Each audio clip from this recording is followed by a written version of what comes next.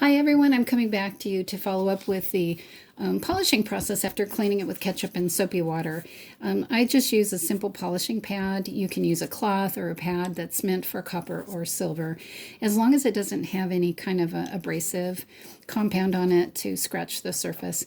It's supposed to polish. So what you would do is support the piece from the back with one hand and then just wipe with the other one in the direction of the pieces. I've already worked on this a little bit, so it's already kind of shiny, but that's what you're going to get as you work on it.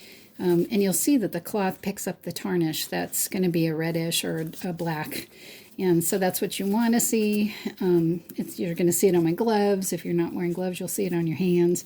But that's okay. You're getting it off the pendant, right? So that's kind of what you do.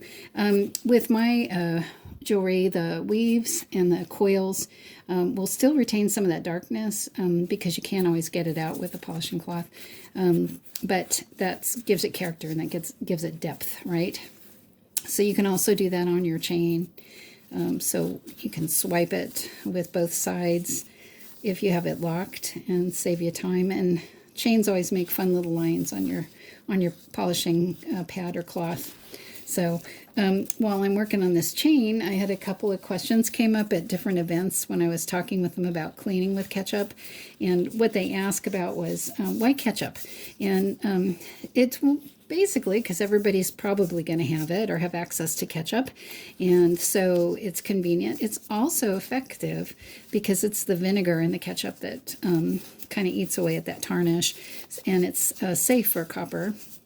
What happens if ketchup stays behind and doesn't get rinsed or washed off? Well, is that wherever the ketchup falls, it's going to turn green. So like, for example, if it got stuck up here in between the design, then that part would be green. So that's not my intent, is to have a green piece for you. So that's what you'd want to rinse out real good.